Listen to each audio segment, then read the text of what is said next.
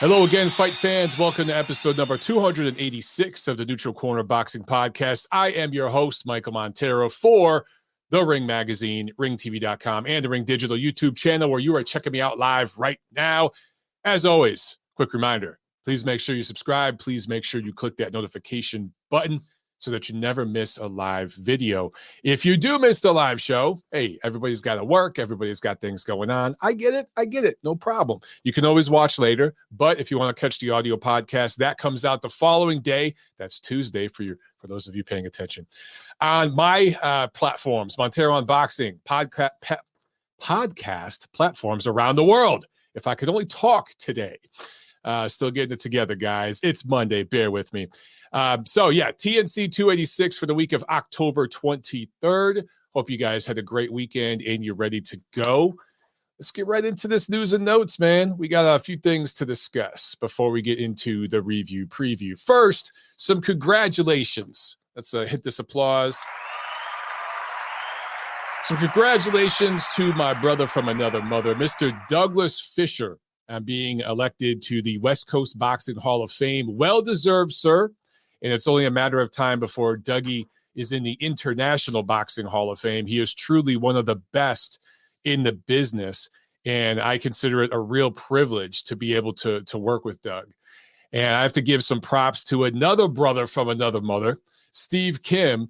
Steve has been crushing it since he left ESPN, and he was happy to get the hell out of there with the shenanigans going on at ESPN. And he has been on Jason Whitlock's show, Fearless, recently. I don't know if you guys pay attention to Jason Whitlock, but he's one of the last few real sports journalists out there in the United States doing real work that actually matters and is making a difference. And he's gone his own way recently. He has a show called Fearless. My man Steve has been a guest on it increasingly lately. But last week, Steve actually went out to Nashville, Tennessee, where Jason lives and where his home studio is, and he does a show. And Steve visited with him in studio and did a couple episodes of Fearless with Jason right there, live in person. And they were both great episodes. So make sure you check those out, man. Go to YouTube, check out Jason Whitlock's stuff. I think Jason's great. And I don't agree with everything he says, obviously. I don't agree with everything anyone says. But I think overall, his point of view is pretty good. And I love that Steve has been working with him. They have great chemistry together, and Steve fits in very well with what Jason's doing. So just wanted to give my man Doug and my man Steve some props. I really, really have considered it an honor and a privilege to be able to get to know those guys as human beings and work with them. And just two awesome guys that are two of the very best in the biz. All right, let's talk about fighters. Fighters not fighting. So, which is a common theme in 2021, especially with American fighters. Now, Ryan Garcia, remember him? Yeah, and I get it. He had the most impressive win of his career earlier this year against Luke Campbell. I get it. All right, okay. But come on, guys. He's pulled out of more fights. If only he pulled out of women as much as he pulled out of fights, he might not have so many alimony payments that he's going to have to worry about for the next 18 or so years. Ryan Garcia breaks his hand in training in that fight with Joseph Diaz Jr., which I was looking forward to because that was a real good step up. And that was a 50-50 matchup, in my opinion, man. That fight is off for now. So Joseph Diaz Jr.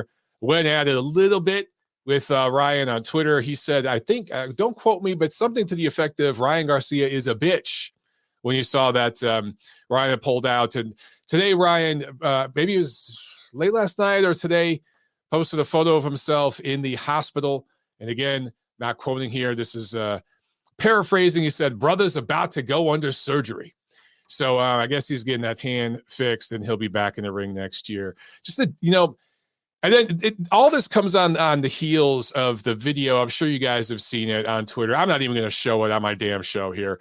But there is a video this weekend at the fights, the DAZN broadcast, where Devin Haney and Teofimo Lopez are jawing at each other. Their fathers were right there. It really looked like it's standing next to Chris Mannix, who's my height. He's a legit 6'3", 6'4". Chris Mannix is a big guy.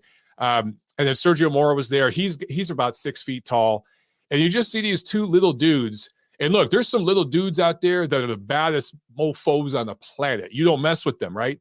But these two little guys just don't come off that way, particularly Devin. They come off just like as kids, man. And I know they're young, but they're not that damn young. I mean, they really, really look like they were like 17, 18 years old and just didn't know what the hell they were about and where they're going in life. It just looked like they looked like they needed a camp counselor to guide them through life right now. And that's why their dads were right there. And they're just yapping at each other back and forth. And again, paraphrasing, okay, don't quote me. But Devin Haney basically says, hey, man, I got more social media followers than you, T.O., so top that. And T.O., to his credit, says, well, I got more belts than you. And that was like, show's over. That wasn't even like a 10-9 round. Like Canelo beat Caleb Plant at that press conference. That was a 10-9 round for Canelo, okay? This was a knockout. When T.O. said that, because it's true, T.O. actually earned his belts, and he got ripped off of one belt from the BC and the shenanigans they pulled with Lomachenko and the franchise champ thing. But he fought, Nakatani, Kome, and then Lomachenko. So those 3 fights in a row, there was a progressive build there. And he won those titles fair and square, man. And legit titles. And he is the champion at 135. There's no denying it. Only haters would deny that he's the guy right now at 135, although he's had an extremely disappointing 2021. Let's not get it twisted. And I'm disappointed in him right now myself. I think a lot of fans are. But Devin Haney saying, I got more followers than you, that is just so indicative of this culture right now with young fighters, particularly young American fighters. And I think it's all young American athletes. You hear young American athletes talking about how they grew up disenfranchised and they're from the hood and they're this.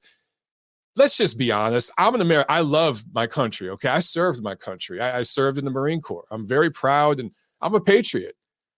But we are the most spoiled, pampered motherfuckers on earth. That's just the bottom line. And these guys, I grew up in the hood. Shut up. You had a smartphone. You had internet. You had plumbing and electricity. Your father had rims on this car. Okay. You did not grow up in the hood. Travel a little bit to other parts of the world and see what people in the real hood in the third world go through and check your shit. So when I hear people talk like, especially little kids that are like 22, 23, ain't done shit in their life yet, talking about that. So and now people are measuring their dicks, the length of their dick, the turgidness of their dick by how many social media followers they got. It's like, God damn, dude, get in the ring and fight. All right. That's it for news and notes. I should have called that news and rants. All right. We already got a couple phone calls, so let me jump to this shit. All right. Now that I've triggered and offended half of you out there, let's jump to the phones. Got a couple calls. Real quick. All right. 513, you're on the show. What's going on? Hey, Mike. I just wanted to talk a little bit about Navarrete's performance over the weekend. That was a really fun fight. Hell yeah, it was. Yeah, I was about to get into that, but go ahead. Take it, Andrew. Yeah. First off, every time he comes out, it's electric. It's exciting. He's really good fighter too. The thing that's kind of frustrating about Top Rank, you see them I know we're going to talk. There's another guy fighting this weekend, Shakur Stevenson, who last time out was real boring. He's really good, but kind of boring. I just don't understand why the promotional push is just not behind Navarrete like it is some of these other guys. It's a great point. Navarrete, say what you will, the guy fights pretty often. He's busy, and when he gets in the ring, it is entertaining. He's not as fundamentally sound or as skilled or as athletic as a Shakur Stevenson, but so far, I know which one I'd rather watch in the ring. Yeah, and also it's just he's just so long, and the guy it was one of the crazy days. The most competitive, the way I kind of described that Navarrete Gonzalez fight is the most competitive 9-3, 10-2 fight you'll ever see. Yeah, because it's hard to give Gonzalez a lot of rounds because Navarrete just never stopped hitting him in the face, even whenever Gonzalez gets some good offense off. It's just an onslaught. It just never ends. I don't know how Gonzalez ended that fight on his feet, though. Credit to him, but I don't know how he did. You want to talk about balls? I think, Deontay Wilder got a lot of credit a couple weeks ago for staying on his feet as long as he did. How about Gonzalez? How about Joel Gonzalez with a bad cut in that eye in the second round, taking hard punishment from a bigger man, longer, taller man, and he stayed on his feet and he didn't get dropped. So he deserves some credit. Yeah, most definitely. I mean, Joel Gonzalez, I think he proved he can give any, maybe if he fought, maybe these inactive guys with the WBC and WBA, Leo Santa Cruz or Gary Russell Jr., he might actually beat those guys. I mean, he proved that he can hang with the best at featherweight. There's no doubt about it. I agree. Yeah. And I'm gonna put my pick in. Hopefully, you can calm me down for this weekend's big fight. I'm real excited, Herring Stevenson, but I just can't shake this feeling. We're about ready to see our first robbery in a few months. We haven't seen some messed up scorecards. We've had some upsets. Mm-hmm. No really weird scorecards that swing the fight the wrong way, and we're due for it. And I don't want to happen to Jamel. Hopefully, it can calm me down. Man, you know what? You might be onto something there, Andrew. I'm going to talk about it in a few minutes, but you might be onto something, my friend. Yeah, I'll hop off here. I appreciate you taking my call. All right, man. Have a good one.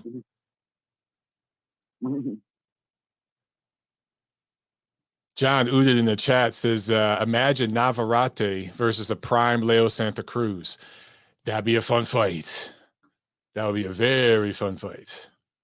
Lots of punches. All right, we had another caller, but they dropped, so we're going to get into this fight review.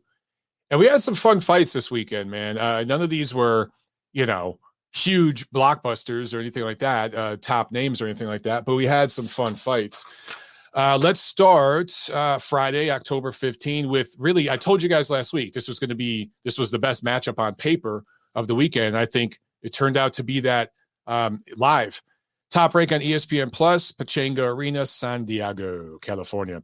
Emanuel Navarrete, unanimous decision over Joel Gonzalez, who was cut from a punch in round 2. This was the second defense of Navarrete's WBO featherweight title. Exciting fight, good action, one-sided. I mean, the winner was never in doubt, and you didn't really get a sense at any point that Gonzalez could hurt Navarrete. So after, I don't know, the middle rounds going into the late rounds, I mean, there was a part of me, hear me out, that was thinking, why is this fight continuing? At the same time, Gonzalez was being competitive. He was landing shots. He was getting shots in there, and he wasn't getting so beat up and so hurt to where I thought maybe this could be a career-ending kind of beating or anything like that. So good, entertaining fight, albeit a one-sided one. Now let's talk real quickly. I mean, Joel Gonzalez, he had one loss. I talked about this last week. He's improved since that loss. He had that shutout loss to Shakur Stevenson. That was, a year or so ago? I think he showed improvement. Now, it's easier to hit Navarrete than Stevenson, but I think he has shown that he's learned on the job, and you need guys like him to go up against the top elite-level fighters, and maybe he'll always come up short, but he's going to bring it, and he's going to make for action. And you can put him in there with a prospect to see if he's going to be a pretender or a contender, right? So you need guys like Joel Gonzalez, and super competitive guy who always brings it. So I'm a fan. Let's talk about Navarrete, though, real quick. Ring, right now, our ratings at the Ring. We currently rate Navarrete number 1 at 126, Kid Galahad number 2, and Mauricio Lara at number 3. And just because of the promotional situation with all the fighters involved there, do we get any of those fights? Can we get Navarrete versus Galahad or Lara? Is it possible? Is it likely? Possible is one thing, but is it likely? Is it probable? Possible versus probable. I don't know, man. To me, this division feels wide open right now. It kind of feels like a mess without one face of the division. And I think you need that, particularly in the smaller weights. You need that, right? At heavyweight, everything gets exaggerated. You can have a bunch of different characters and stuff, and it can kind of be open, and it's really okay.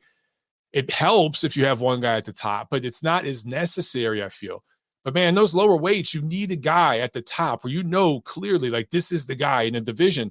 And we think that's Navarrete, but we got to see the fights, man. We got to see a fight versus him in the number 2 or him in the number 3 so that we can make a champion. And I just don't know if we're going to see that anytime soon, which is a disappointment. I hope it can be made. Also on this card, San Diego native Giovanni Santillan improved to 28-0 with 15 knockouts. He is a prospect out of San Diego, welterweight prospect, with a unanimous decision win. So that was a good win for him in front of his hometown fans. Not too many fighters from San Diego, It's like, in theory, you would think there'd be a lot of fighters from San Diego because it's right there. It's Southern California, right? The hotbed of boxing in America. And it's on the border with Mexico right there. But I don't know if you guys have ever been to San Diego. It's probably the nicest city, the nicest big city in California. It's a very white collar, middle class kind of city with money, and I just don't know if it's conducive to producing fighters. It doesn't mean you can't. And there have been some great fighters from San Diego in the past. I just don't know how many you're going to see these days. But I do think you're going to see more and more fights there because the demos are all there. There's money in that town. And there are sports fans. It's not a huge sports town, but I do think you're going to see more fights there. All right, Saturday, October 16th, there was a few fights around the world. Mairis Briedis, in his first fight of 2021, scores a TKO 3 win over Artur Mann, defends his IBF cruiserweight title in his home country of Latvia. He needs to get back in the ring ASAP. Let's see him back in the ring by the end of I'd love to. If we could see him in the ring in December, that'd be awesome, but probably not. But hopefully he gets busy next year and fights 3 times in 2022 because I really think he's an underrated, underappreciated fighter. Needs to get in the ring and get more busy. Hughie Fury, Chris Eubank, and Savannah Marshall all got stoppage wins in Newcastle, England. I was most impressed, I got to say it, with Savannah Marshall. And, Chris Eubank continues to do his thing. Hughie Fury continues to do his thing. I'm not that excited about the two of them. I think a lot of it for them is name recognition and stuff, although they have some tools, especially Chris Eubank. But Savannah Marshall, she fought a girl that Claressa Shields fought and couldn't hurt, wobble, drop, stop, none of it. And Savannah Marshall just steamrolled her. So, Savannah Marshall's naturally much larger and everything. I get it, but pretty impressive win for her. So if Savannah Marshall continues to do her thing and Claressa Shields continues to do her thing, perhaps one day we have a female super fight on our hands that truly is a super fight. Because Claressa Shields' fight with, who was it? I can't think. Christine Hammer. That was billed as a super fight, but it wasn't. Hammer was vastly overrated. That really wasn't a super fight at all. But if Savannah Marshall could continue to fight and stack up wins, hasn't had the resume yet, strength of opposition that Claressa Shields has. But if she can build up her resume a bit and really prove herself as a top pro, the two of them together in a couple years, that's a female super fight, man. All right, and then there was a Matchroom USA card on the zone from Chukchansi Park in Fresno, California. And real quick, we'll jump to the main event. Jonatan Gonzalez, a Puerto Rican native who now lives in the Bronx, scored a split decision win over Elwin Soto in a minor upset. Soto, of course, from Mexico. This was his first loss since his 3rd pro fight, which was one of those learning on the job kind of losses. So you can kind of brush that aside. This is really his first loss once he's been on the scene. And of course, he had a title going into this fight, a junior flyweight title that Gonzalez took off of him. So one judge, Daniel Sandoval, somehow had this 116-112 for Soto. That was not the right score. The other 2 judges had it correct for Gonzalez, 116-112. Close competitive fight, but I thought that Gonzalez won it. And in a battle of Puerto Rico versus Mexico, Puerto Rico has not done very well in that rivalry lately. So Puerto Rico really needed this one. and now Gonzalez has the WBO 108-pound title. Also on this card, though, and this is the one I really wanted to talk about. I'm sure you guys will have some opinions about this on the phone, but Sandor Martin, 28-year-old Spaniard, gets a majority decision win over Mikey Garcia in a 10-round welterweight fight. Somehow Zachary Young, Los Angeles judge, had this tie, 95-95. I guess you can make an argument for that if you gave Garcia the swing rounds. The other 2 judges had this 97-93. Maybe those were a tad wide. I thought this was 96-94 for the Spaniard. I thought that he did enough to win.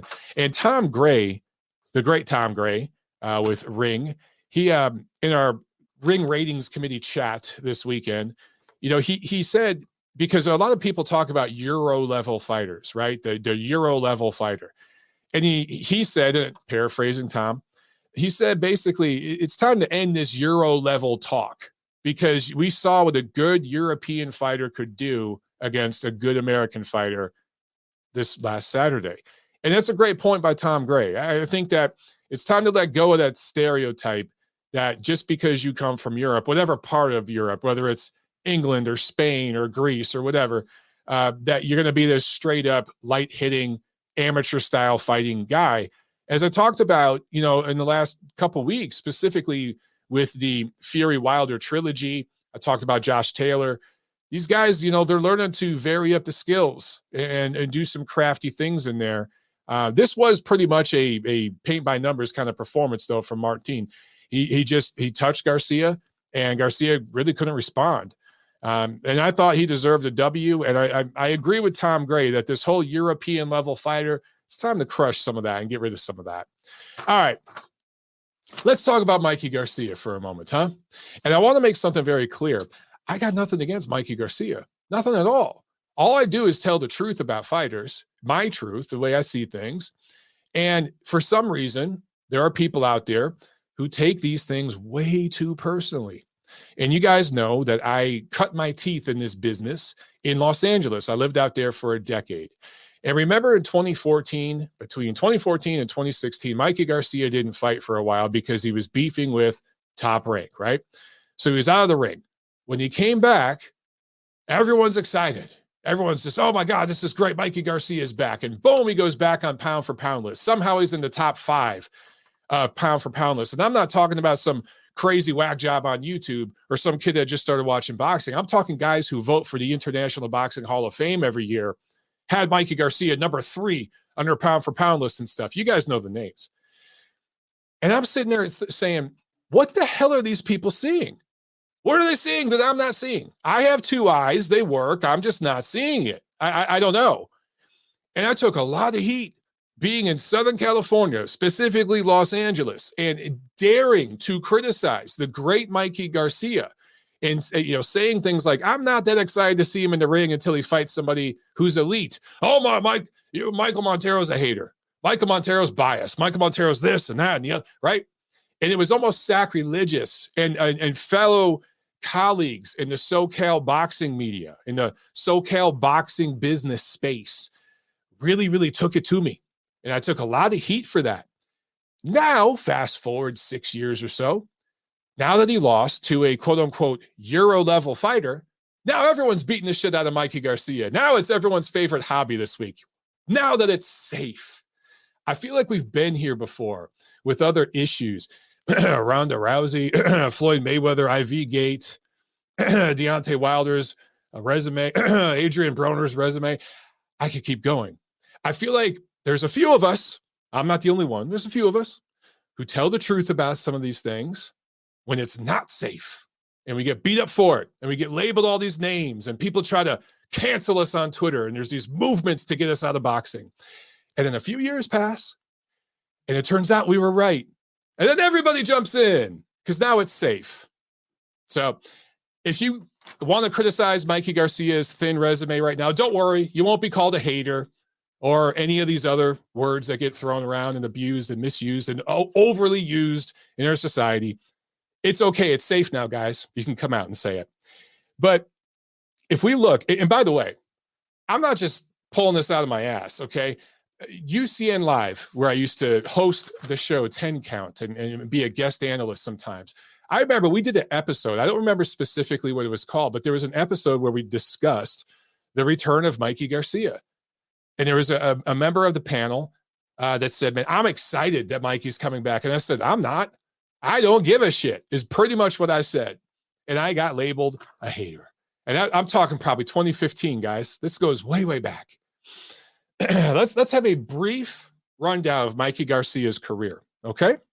Now that it's safe, now that we won't be called a bunch of nasty words, we can say it safely. In 2021, I took down some career highlights for Mikey Garcia. You guys ready? Here we go. He turns pro in 2006.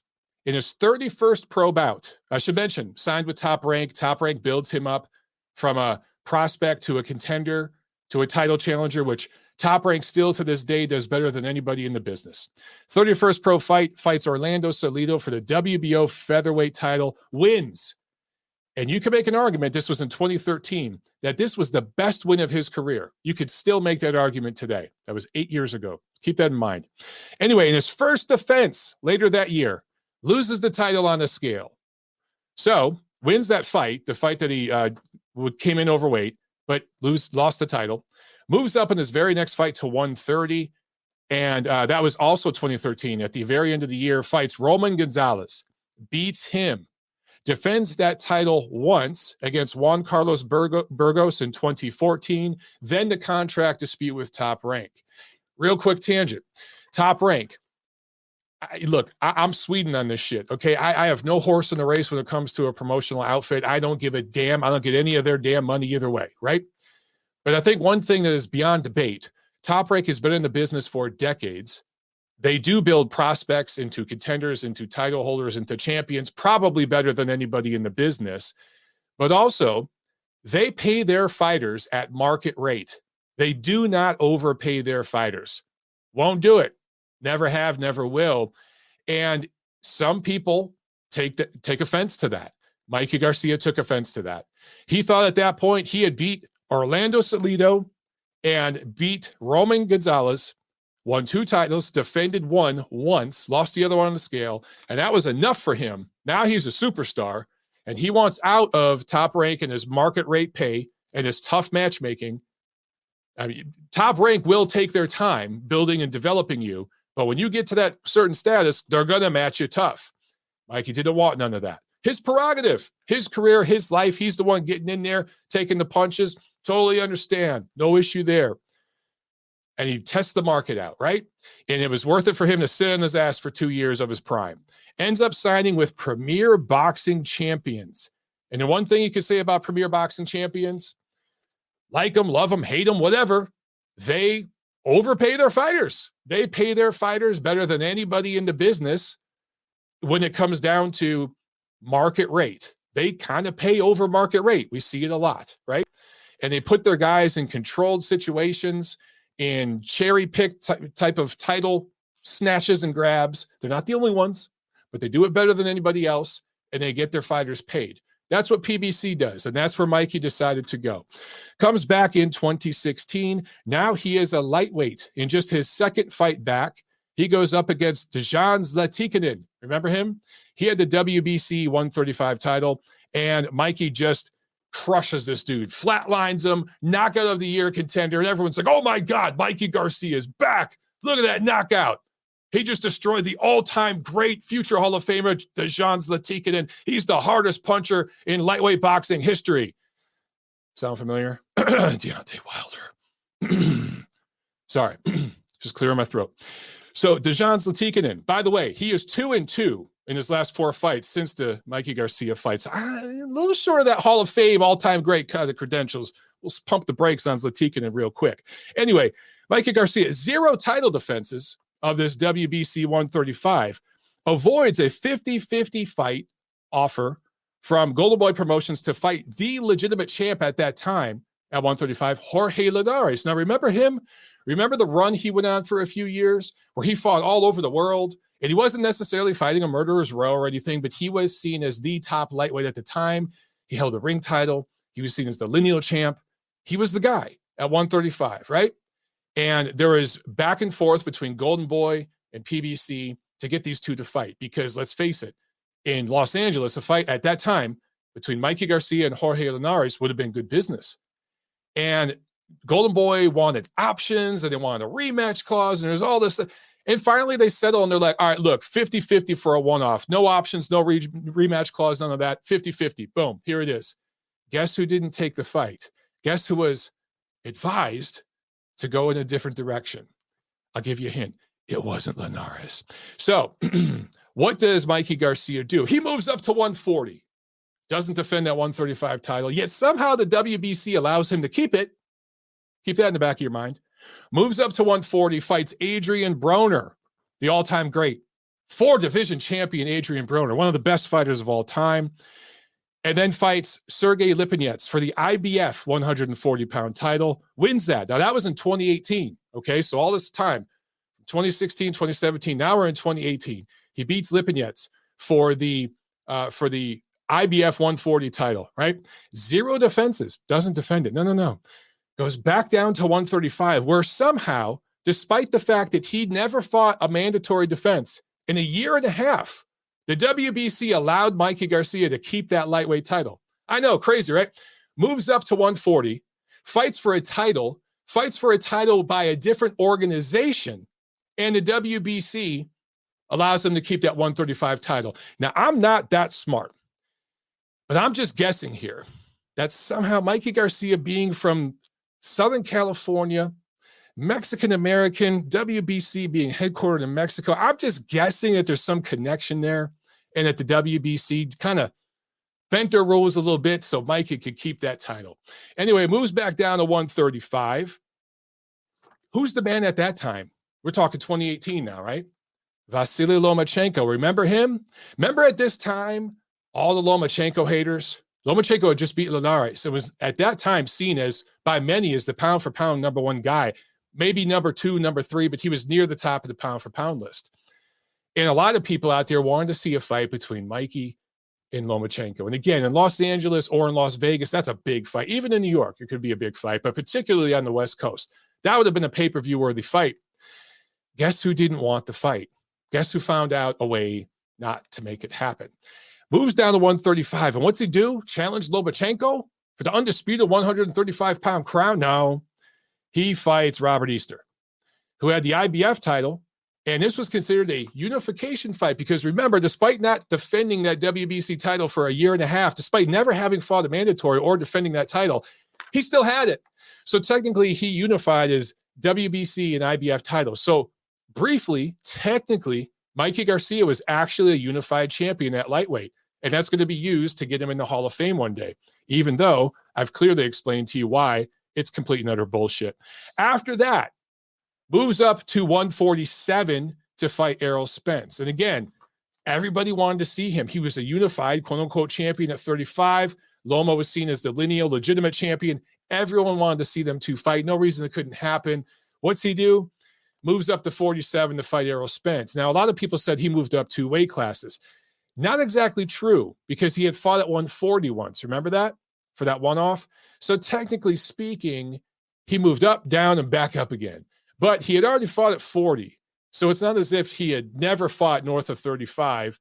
And it goes up to 147 and fights Errol Spence. And big event, over 50,000 people in attendance. And I could tell you as a guy that was there during fight week, good crowd. And I was there for several Mikey Garcia fights. His fight with Easter, that was another big crowd. So Mikey did do some crowds. He was actually a part of doing some good crowds. And especially that fight with Spence. That was a really, really fun event, but completely shut out. Now, that's in March of 2019, right? Completely shut out. Nobody needed to see that fight. It's a fight that made no sense at the time. There were bigger fights to be made for both of those guys. Everybody would have rather seen Spence fight Crawford and Mikey fight Lomachenko, of course.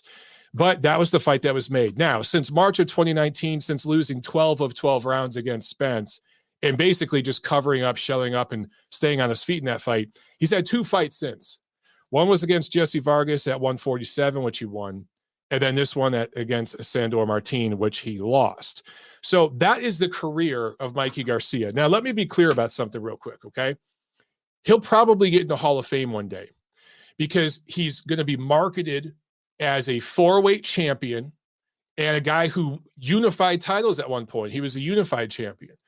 And that's going to be enough for the guys that write the bloggers and nerds and stuff that, vote for the International Boxing Hall of Fame.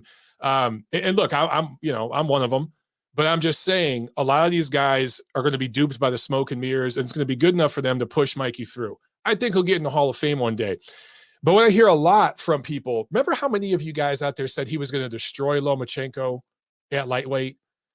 Do you really still believe that? Do you really think that Mikey Garcia ever believed that? Really, do you? I don't know. I don't know if he was as confident as some of you were. There's a lot of, oh, Mikey would have. Mikey could have. Mikey should have. I don't really give a fuck about the could haves and would haves. What I care about is, what did Mikey do? What did any fighter do? I care about what actually happened. And something has taken place in our society. I don't know if it's the social media thing. I don't know. I don't know if it's the everybody wins a trophy thing going on right now, or everybody's feelings matter more than facts. That just seems to be the way things are now. But it seems to be more about the metaphysical. Well, he would have won this fight if it had happened here. And he could have won that fight if it had happened then. Who gives a fuck? I care about what the fighter actually did. And when I look at Mikey Garcia's resume and Adrian Broner's resume, now, I know Mikey beat Broner. You don't have to remind me. I don't think their resumes are that far apart. I really don't. Adrian Broner is marketed as this 4-weight champion, right? And as a 4-weight, he's arguably the worst 4-weight champion ever. Is Mikey that much better? Now, in terms of head-to-head, he already beat him. He's more skilled. I get that. He's a better fighter, okay? But in terms of accomplishments and resume, I don't know, guys. And overall, top to bottom, you can make an argument that Broner faced better opposition. Now, he lost more times. He lost when he stepped up, just about every time he stepped up. But top to bottom, Broner probably faced better overall opposition than Mikey Garcia. So I'm just saying, as much shit as we give Adrian Broner, and Adrian outside the ring is a catastrophe of a human being, okay? So I'm not trying to make a comparison there. I'm keeping it in the ring. I don't know if Mikey Garcia is that much more accomplished than Adrian Broner. So that is it for my Mikey Garcia rant. Now that I've triggered all of you out there, let's go back to the phones, shall we? And then we will do the preview. All right. Let's keep these calls quick, guys, as always. All right. Let's jump to 678 in Georgia. What's going on? Hey, Mikey. It's Dane, man. It's Dane. Dane, what's up, man? Hey, man. Yeah, I called you last week, and I kind of light up Wilder, but I see he has kind of redeemed himself, and, but I'm here to defend him this week. Well, not because he, put out a statement, congratulating Fury, but I want to respectfully disagree with someone that told you, I think last week, that most heavyweights right now, he could name a few of heavyweights that could beat Wilder.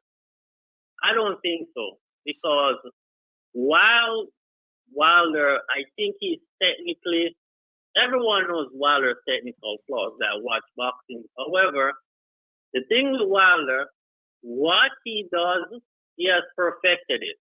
That one thing he does, he has perfected it so much. And it's not just the power that he has, it's the way he sets it up. Mm. He's patient, he's confident, he's poised, and he has perfected his technique in such a way that he lures you and he makes you think that you might have the advantage. You run in a couple rounds.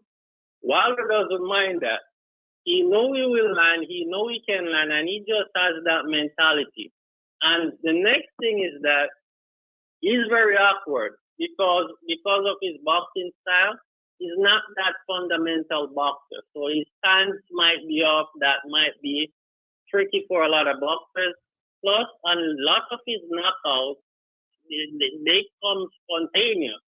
Sometimes you don't see his knockouts coming. If you go back and watch his fight, even the Fury fight, the knockouts, they come out of nowhere when you think he's against the rope and he's having difficulty. He lands those punches from awkward position, and he's perfected it over the years with those guys that he's been trying out technique on for all this time. So, looking at the heavyweight division, Mike, I don't think these crop of heavyweight boxers today, unlike the 90s and beyond, I don't think that they're that good to be giving Wilder that much trouble that he can't land on them. All of them have that much flaw where Wilder can take advantage. So that's my stance on Wilder. I just don't see it. There might be some, but I don't see that much heavyweights beating him. The next point quickly is Joshua. I think Joshua's problem is a mental problem. And let me say this first. I've always thought that Wilder and Fury would beat Joshua based on their style. I think their style is a bad matchup for him, but Joshua has a mental problem. Do you notice how in the Andy Ruiz build up to the first fight, how he was laughing with Andy Ruiz, giving him his belt? The same thing with Usyk. He's laughing and smiling with Usyk. Why is he smiling with the Joker? And I think he's bringing that same mentality in the ring. If you notice Manny Pacquiao, very nice guy. You would leave your newborn son or daughter with him to babysit for a week. But when Pacquiao goes in the ring, that kill switch goes off. Same with Nair Inoue. Maybe even Golovkin or the Miracle Man Danny Jacobs. I don't think Joshua has the mentality to be smiling up with these fighters and then go in the ring with a different energy. And I think he has been seeing some form of sports psychologist over the years. And I'm like, why don't they point that out to him? Stop laughing with these fighters. Be professional. Do like what Golovkin did. You know, Golovkin is serious, professional, has a very serious stand. You won't start the drama, although it's a big drama show.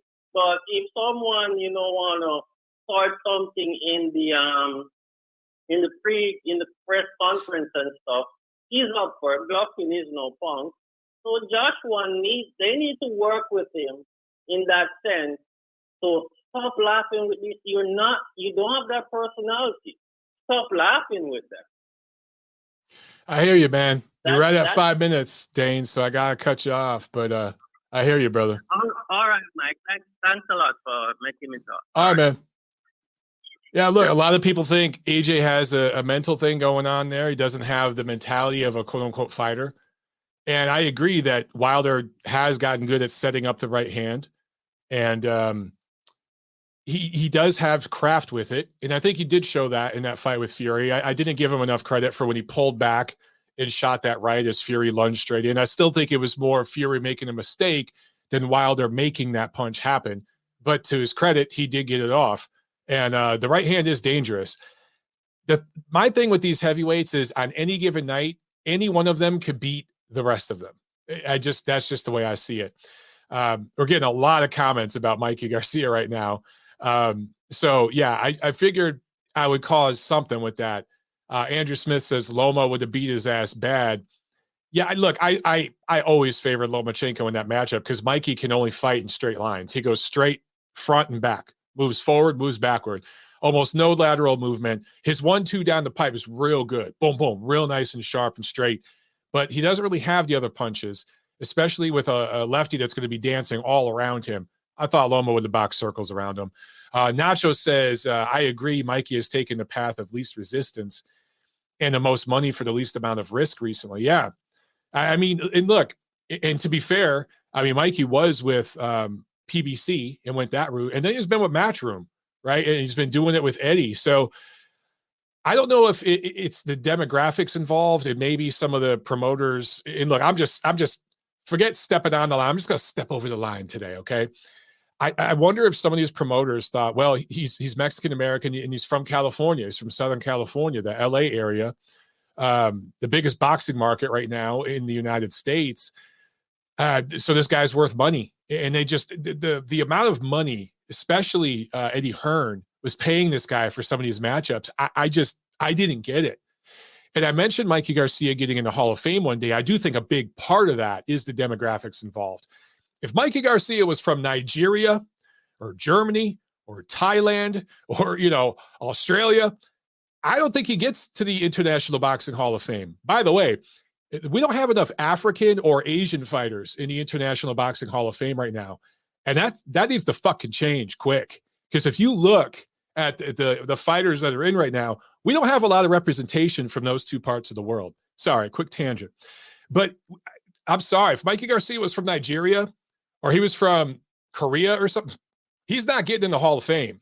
But him coming from Southern California, being part of the Garcia family, that's going to be enough, okay, to get in. Would I vote for him? Probably not. Now, maybe on an extremely weak year, maybe, but he probably ain't going to get my vote on a strong year, because I just think there's other guys out there that are far more deserving. That's just the way I see it. Okay, back to the phones we go. Let's jump to 570. You're on the show. What's up? Hey, thanks, Mike. Speaking of Hall of Fame, if they do induct Mikey, I think that'd be a travesty. It's a travesty already that Dariusz Michalczewski, the great light heavyweight champion, there you go, was undefeated in 48 fights. If he was American, he'd be in the Hall of Fame. That's it.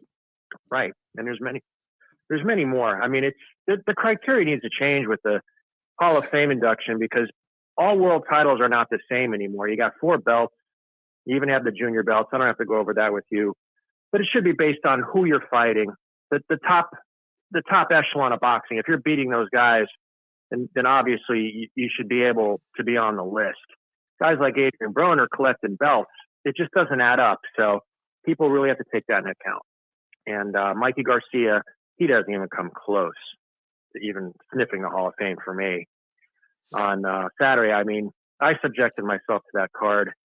I had some financial interest in the card, so I kind of sleptwalked through that Garcia fight. But yeah, he showed up fat, happy, overpaid.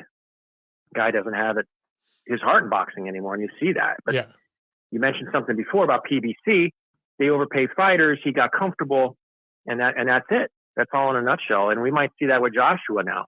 He may not have the motivation, to get back, because we see Usyk a 2.5 to 1 betting favorite right now, according to Vegas. And I wanted to bring something up. It's in 2 weeks, the Otto Valine and Dylan White fight.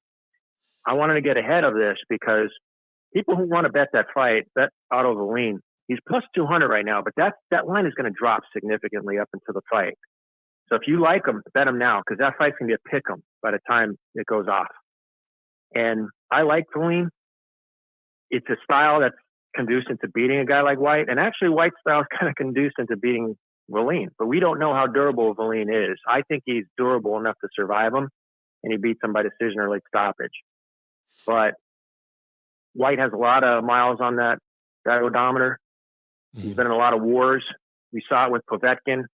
He's fighting a fresher fighter. I can't believe his guys put him in there with a 6'6" technician like this. I think Valine is probably the best underdog bet you're going to find in a matter of the next year or two. So that's my take on that. And, how are you betting the fight this weekend? Shakur Stevenson is it's going to be an ugly fight. It's not going to be a great fight. Herring's going to make it a fight. But Stevenson, his style, he's too fast for Herring. I don't think Herring's going to have enough punching power to really trouble him. So, it's a minus. He's minus 800, I believe. He's kind of overpriced for that fight. He's an 8 to 1 favorite. So, I'd bet Stevenson. It's not a bet that I'd be, looking to go straight on. I'd probably put it in a parlay with Valine next weekend. Okay. So that's the route I would go. But I like Herring. It's just a stylistic matchup that it's not conducive for him. But you did mention Savannah Marshall and Mairis Briedis, he's always been like a fringe top pound for pound guy on my list. It's a shame he hasn't gotten a big fight since the Usyk fight, because that was Usyk's toughest fight. Yeah. That was close. And I think he's going to fight a Coley next, and that's going to be a great fight. I think Briedis takes him. And Savannah Marshall, who also fought on that same card, she beat Clarissa Shields in the amateurs. Right. And now they kind of have that same promotional deal where they can get that fight. And I think that's next year. I think that's going to be next year. And let's see if Clarissa Shields puts up or shuts up, because Marshall, she's ready for the fight. She wants the fight. She already beat her. She's got the punching power, the style to beat a girl like Shields, who's all volume and speed. And that's a fight I'd pay for, no doubt. Is there anything you wanted to add on that?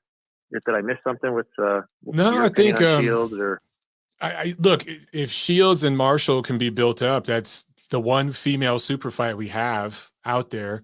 And then with Briedis, I'm with you that he might be a borderline, top fighter like that, but he just needs to get active. He hasn't been active since he won the tournament. Yeah, he's 36. I think they were going to say he's going to move to heavyweight. I think that's self-defeating. If he fights a Coley, that's the fight to make right now. I think he beats him right now. But as time goes on, he's going to dwindle.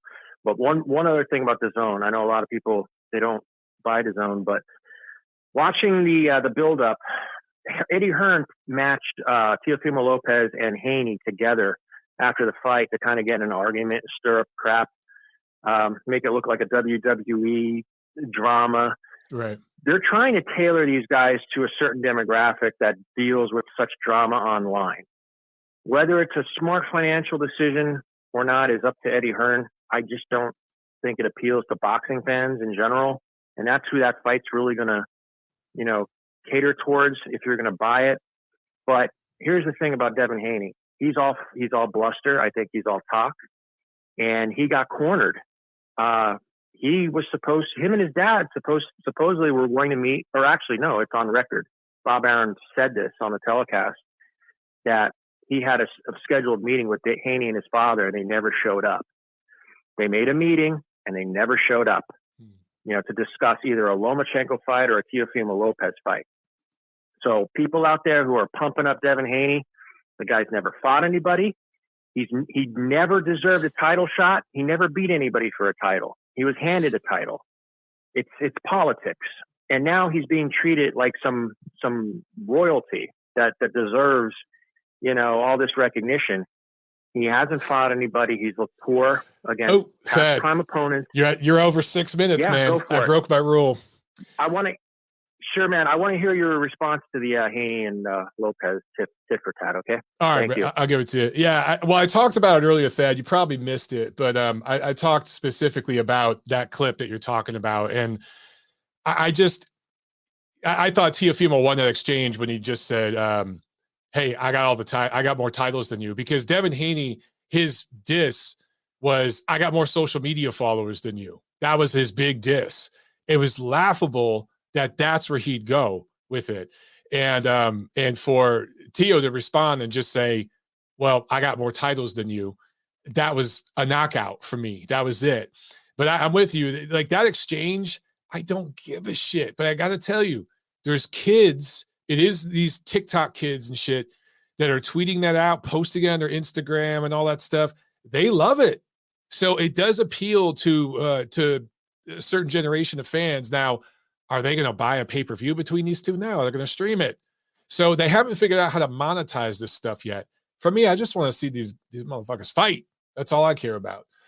All right, let's jump back to the phones. It looks like we got Sanch on the phone from LA. What's up, Sanch? How you doing, man? Oh, man. I'm yawning over here with all this Mikey Garcia talk. Sorry, man. Forgettable career. Doesn't even deserve that much time on the show, man. He's a bum. Well, I won't go that far. That's you talking, man. I like being a hater, but no, Mikey has a career that's forgettable. No one's gonna say let's put on a Mikey Garcia fight. Yeah. So that should end the conversation right there. I'm over these two. I'm over the lightweight division too. Teo and Haney. Haney acts like people are ducking him when he needed surgery last year and was out the first half of the year. Teo acts like he's born-again Christian now because he doesn't want to take accountability. So, yeah, they get their little clicks on going viral, but let's be honest, Mike. Does anybody really care about their fights? I don't think so. Does anybody know who they are besides us hardcore? No. So they're in for a rude awakening when the money's not going to be there for them to make a fight. And we're not going to see them fight for at least another 3-4 years. It's just the scene. The scene's a joke. You got Canelo. You got Ryan Garcia. Canelo's holding the sport up. Ryan Garcia is another one. I wanted your take on this. When is either Golden Boy gonna put all their energy on Virgil Ortiz? Or when is Virgil Ortiz going to wake up and see that Golden Boy ain't pushing him the way they should and take off? Dude, that's a great point. I've been saying this for years, honestly, for years. But if I'm Virgil Ortiz Sr. and I don't see Golden Boy make a significant change in their stance, I'm bouncing. And you know where Virgil needs to go, dude? He needs to go to Eddie. He needs to go to Matchroom. Not Uncle Al, not Grandpa Bob. He needs to go to Matchroom. Look at the events they're putting on, bro. You just traveled across the world to attend one. Do you agree with me on that? No, I agree that any young fighter that wants to become branded should go to Eddie. Top. I'm going to go to that rematch in London against Usyk and AJ. I just say it's disrespectful the way they're doing Virgil. I agree. Virgil is the only fighter under 25 that wants to be a fighter and not an influencer. Yeah. He's not overvaluing himself like Tio. He took all Tio's buzz. Nobody cares about Tio right now. Tio turned off a lot of the Latino fans with his attitude right now. I agree. He knows it. His father knows it. That's why they're not. Remember, Mike, they were talking about we got the smoking gun. We're going to buy out our top-ranked contract. What happened to all that talk? They went right back to Grandpa Bob, and now he's posting like he's a preacher or something, like he's a padre on Twitter. And that's coming off fake. That's coming off so fake. People are laughing at him. You go through most of the timeline on Twitter, everybody's laughing at Tio, everybody's laughing at Haney, everybody's laughing at Ryan Garcia. The majority, you got their sycophants. But like I said, all we got really in America is Virgil Ortiz and Boots Ennis for the under 25 guys. That's it. Shakur gets joked at too. The fight fans aren't taking the fighters serious, and I've never been in a point in boxing history where the fans don't take the fighters serious or like respect them as like men. You know what I mean? They're not acting like men. No, exactly. One more thing before I let you go. How easy do you think this Canelo fight is going to be for Canelo? It depends on if he comes in there and takes it really, really seriously, dog. I think he's gonna mop the floor with the guy. But if he plays with his food a little bit, it could go to distance. You know, it wouldn't shock me if it goes to distance, but it's gonna be a 9-3 kind of fight, something like that. Okay. One more thing. I've been on the Usyk bandwagon since he was at the Forum. What do you think? Are you in the far back, bro? All right. What do you think him and Fury looks like? Is that a 60-40 Fury, 50-50? After what I saw last weekend, I'm going 51-49 Usyk.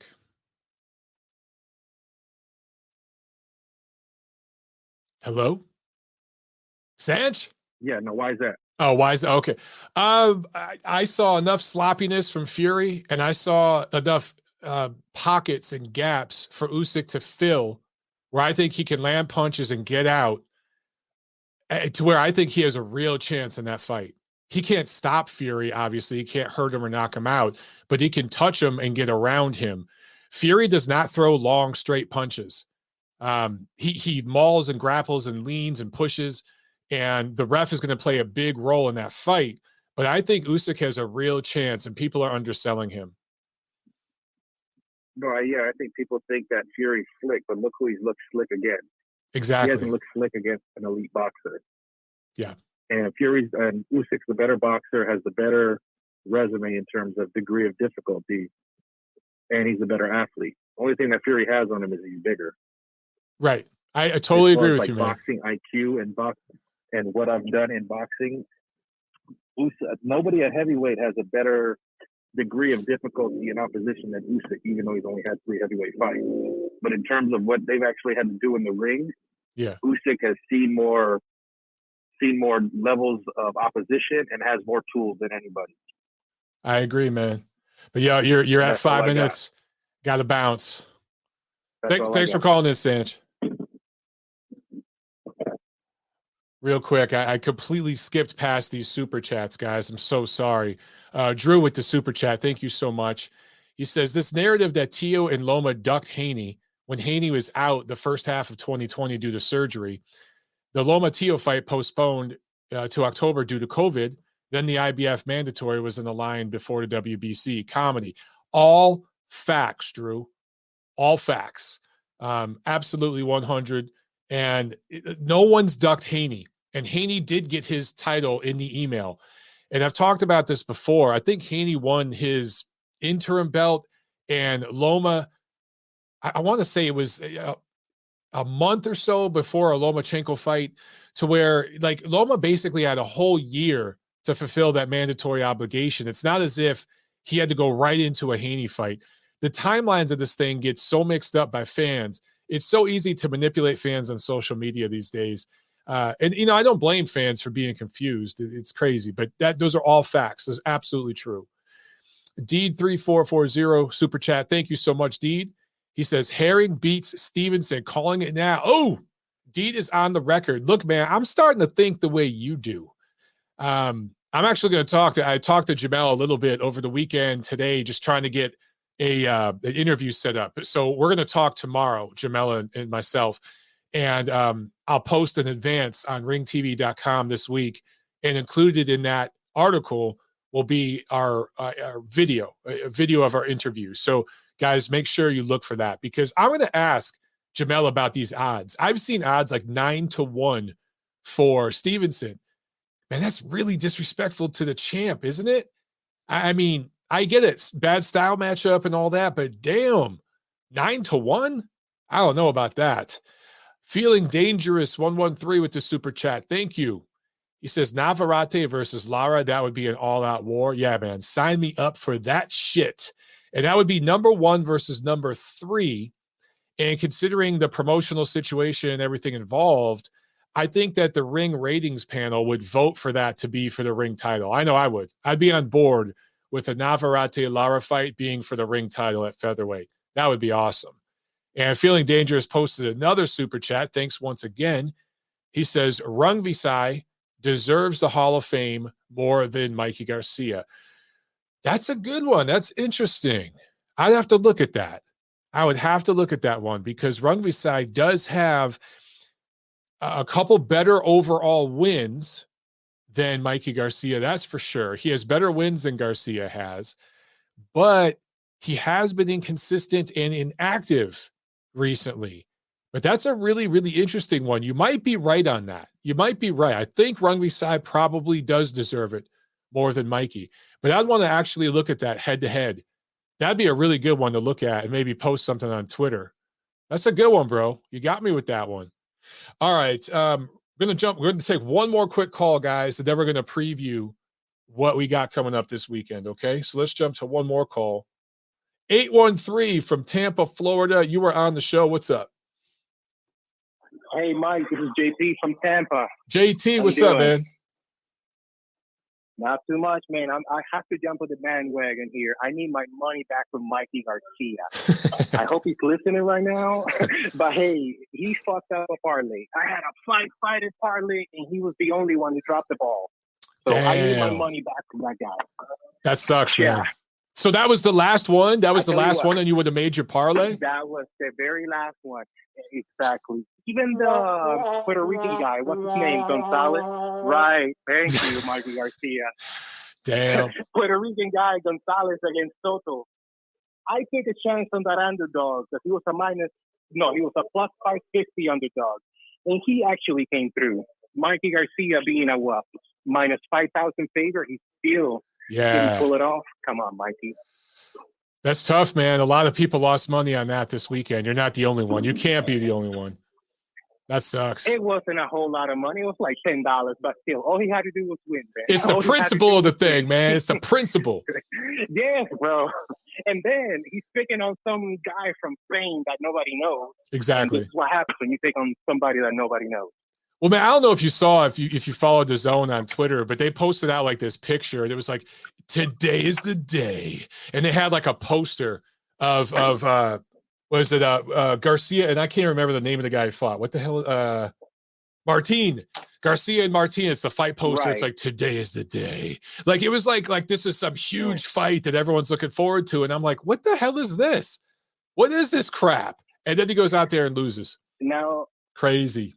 did you notice what a small space of the whole stadium they were occupying? Yeah. That big stadium, they only had like maybe a quarter of the whole stadium. And I was thinking to myself, Mikey, you have fought in front of like hundreds of thousands of people. And here you are losing in front of like 1,000 people. You know what I'm saying? It's like, this guy's going backwards, like rest in peace his career. Yeah, it was kind of sad, huh? Mm-hmm. Yeah, but yeah, that's pretty much it. I don't think I have anything else really. You just had to vent. Hey, we understand you had to vent. It's all good. Yeah, bro. So anyway, thank you for checking Devin Haney and some of these young guys talking about they're from the hood earlier on in the show. Because I was listening to that, and I don't know if you can tell by my accent. I grew up in Cuba. These guys have there you go. idea what they're talking about. These guys. So you know more than anybody, man. Coming from Cuba, that system, the shit that you and your family have been through. And then when some punk kid talks about had to endure. Yeah. Mm-hmm. Yeah. So yeah, thank you for saying that, bro. And I'll continue listening. All right, brother. Have a good one. All right. Yeah, it's fun. You know, like a lot of celebrities in America are like, well, Cuba, they do it right over there. Look at their healthcare system. It's great. All these blue checkmark dudes on Twitter and shit. You talk to anyone who's from Cuba, whose family's from Cuba, they're like, bruh, there's motherfuckers getting on rafts to get over here to the United States, to get out of that system. What the hell are you people talking about? You have no idea what you're talking about. I'm just stepping in it today. Drew with another super chat. Thank you so much, brother. He says, is Virgil Ortiz Sr. happy with the job Golden Boy Promotions is doing? As far as I know, they're good. They're just going about their business and doing their thing. But I'm telling you, at some point, the Ortiz family, it seems like they're incredibly humble and just focused on boxing, which is awesome. I think it's their greatest strength. But from a business perspective, you could argue it could turn into their greatest weakness. How often do you see Oscar De La Hoya hanging out with Virgil Ortiz, tweeting shit about him, hanging out with him on social, or all this, the way he does with Ryan Garcia? I think they're really dropping the ball there. And I'm telling you, man, if I was Sir Eddie, I'd be sliding in them DMs and just say, hey, kid, look at the 70,000+ we did for Canelo versus a B-level fighter this year. Look at the almost 70,000 we just did between Joshua and Usyk. And by the way, that rematch, if they can get it in Wembley, that's going to do 90,000. Okay. Or they could go over to Saudi Arabia or some shit and do a boatload of money. Eddie's putting on the biggest events in the sport right now. I'm talking about it's like concerts. There's like fireworks and pyrotechnics and shit. It feels like you're at a concert and then there just so happens to be a fight at the end. No one else is doing that shit. I don't know if Virgil Ortiz cares about that sort of thing, but at some point, I know he's going to want the big fights. He's ready. He wants them now. If they can't make that shit happen, I don't know. They might jump ship. All right, we got a few more callers on the line, but I got to get to this fight preview, guys. We're over an hour in. So let's do this preview real quick, and then I'll jump back to the phones, okay?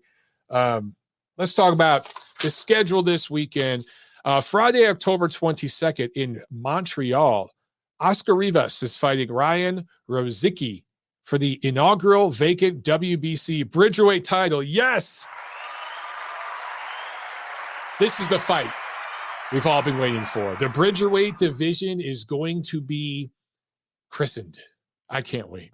ESPN Plus for those interested in this one. But the real fight, the real card this weekend, Saturday, October 23rd, Top Rank on ESPN from the State Farm Arena right here in the ATL, Atlanta, Georgia, which has had a few cards this year, man. Atlanta, what did I tell you guys at the beginning of this year? Georgia, Texas, Florida, they're all going to have pretty good years, pretty busy. And since I've moved to Georgia, there's more and more cards coming here. I'd like to think I have a very tiny little small bit to do with that at least. Anyway, Jamel Herring defending his WBO 130-pound title for the fourth time, going up against Shakur Stevenson. Herring is 23-2, Stevenson 16-0. 11 knockouts for Herring versus 8 knockouts for Stevenson. So, yeah, bet the over. Okay, this is going the distance. I think the under-over is 10.5 rounds. Bet the over. I think my buddy Trey was texting me earlier. I think he said it was like minus 150 for betting the over, meaning I think if you have to bet like $150 to get 100 back. So, I mean, that's how confident that the odds makers are that this is going late. All right. Let's see. 35 years old compared to 24 years old. So there's obviously a big age difference here. And, you know, the interesting thing is Herring is a little taller, longer. He's a bigger guy. He's 5'10", 72-inch reach. Stevenson, 5'7", 68-inch reach. And Herring is a grown-ass man. Did fight for a while at 135. He took a couple L's there, but he did fight some naturally larger guys. Trains with Terrence Crawford, right? He's part of that camp right there with Bomac and all those guys. So he has a great camp, a lot of great talent and wisdom around him, and healthy as hell, just stays in the gym, 247, 365. Stevenson, as a young guy, is still settling into his frame, right? We know he's eventually going to be like a 140, maybe even a 147. But for right now, he can squeeze down to 130. But the naturally larger, stronger guy Saturday night should be Jamel Herring. And I think that will play a role in this fight. I do. Because Herring has to make it ugly. He's got to try to get inside where he can do some work. He has shown he can fight on the inside. He has some craft. He has more experience. He's been in the ring with tougher guys.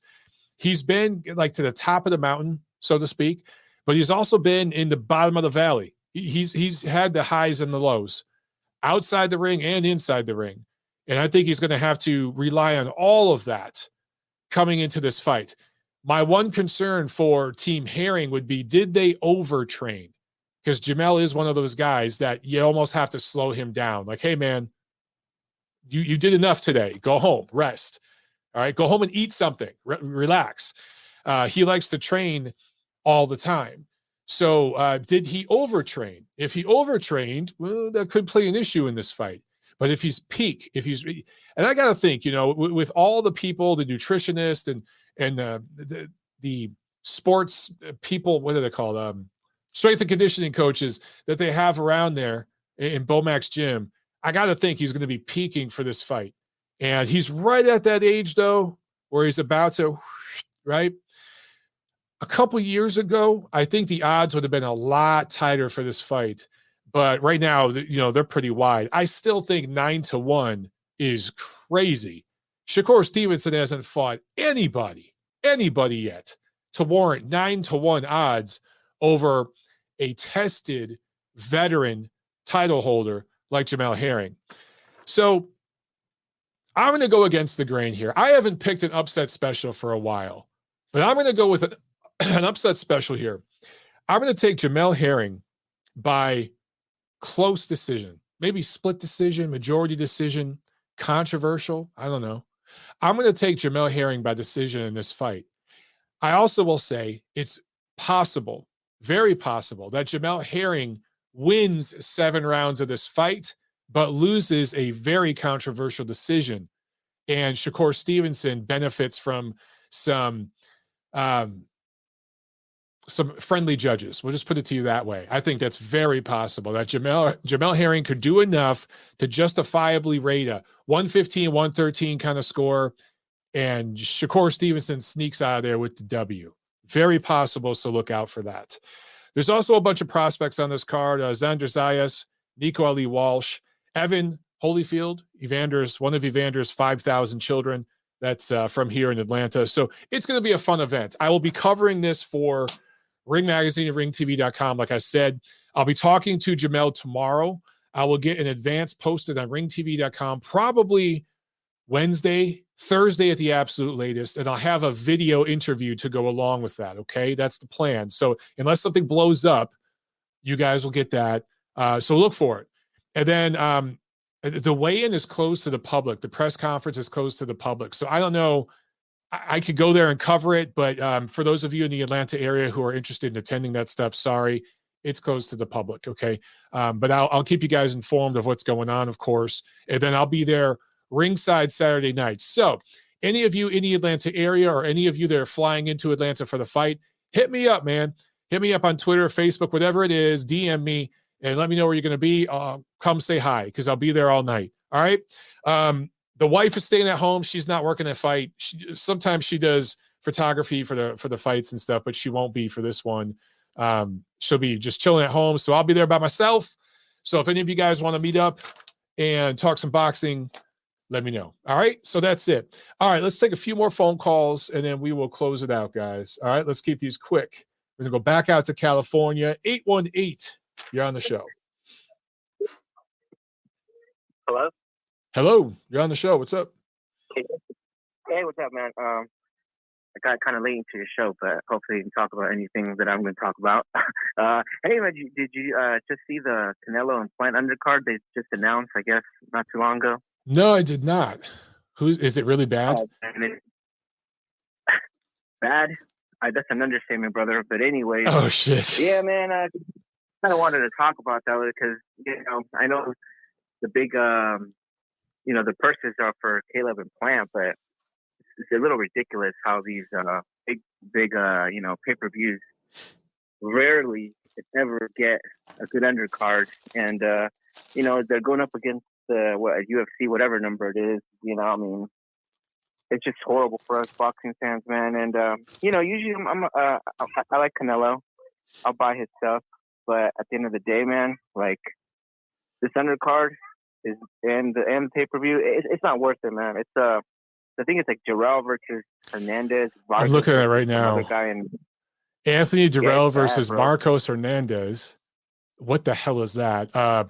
Ray Vargas, who's a good fighter, going up against Leonardo Baez. What the hell is that?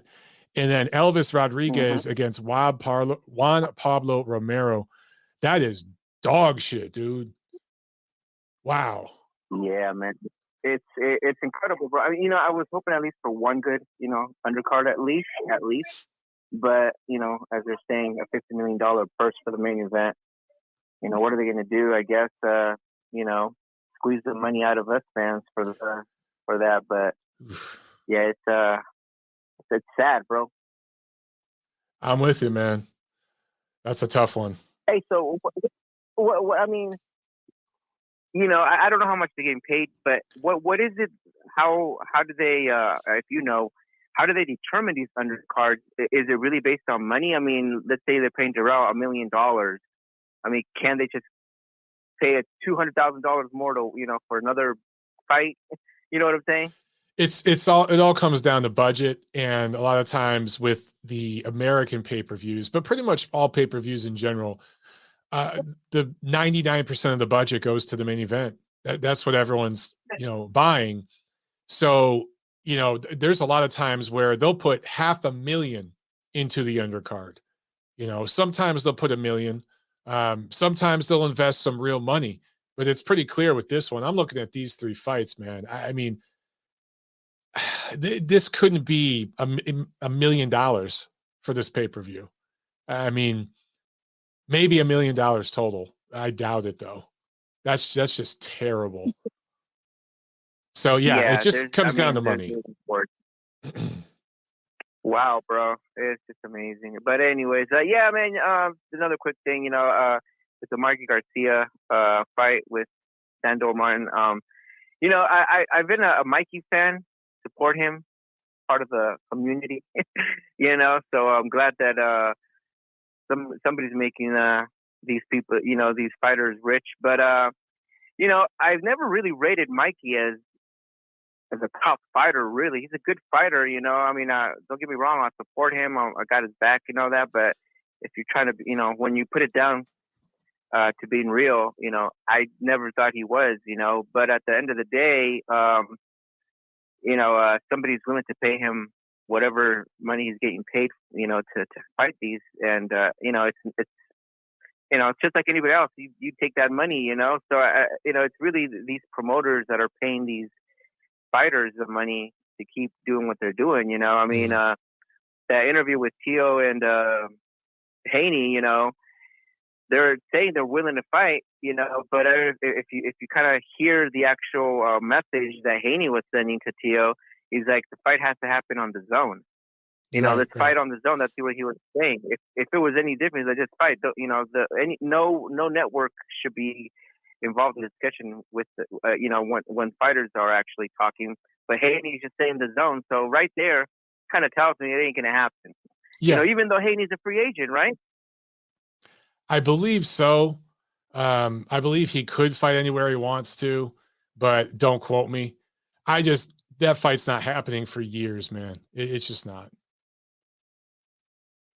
Yeah, that's crazy, man. But anyways, man. Other than that, man, that's all I got today. Just looking forward to the fight. This weekend. Just I'm gonna take Herring just because I like him more as a person than Stevenson. But the betting money is gonna go on Stevenson. I mean, that's what I would if I would be a betting man. But yeah, Herring decision.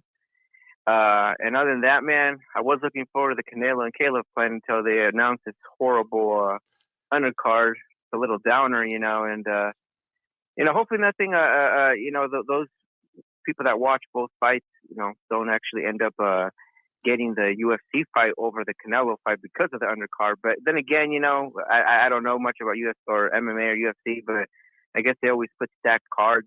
Mm-hmm. So, I mean, that could be something that, they're looking at. But other than that, brother, keep doing what you do. And until next time.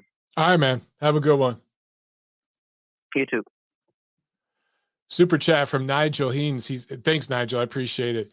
He says, what's happening with the lightweight division is why U.S. fans need to be more accepting of foreign fighters. They come to fight and have taken the hard road. Yes, sir. And look, we're speaking in generalities here. Obviously, there are some American fighters who have taken the hard road and come to fight, and there are some foreign fighters that have been pampered. But for the most part, I think you were correct, sir. I don't really think that can be argued anymore. I don't even think that's a controversial statement. CJ Duncan in the house with the super chat. Thanks, CJ. He says, the news of Stevenson expecting his first kid in his biggest fight seems like a big ask to be focused. That is a good point. I did not think about that, but I saw that weird social media picture with I don't think it's his wife. I'm just going to call her baby mama, sitting on a piano in a bikini, rocking the pregnant belly, and he had his shirt off and looked like he was oiled up. It was a bizarre photo, man. I think you've probably seen it too. But yeah, I mean, look, it can either be an extreme motivator or it could be something that causes him to lack focus. That remains to be seen. But that is definitely an X factor to throw in there. All right. A couple more calls, guys. Let's keep these quick. 910, you're on the show. What's up? Hi, this is Brennan. What's up, Brennan? Hello? Yep, I hear you. What's going on?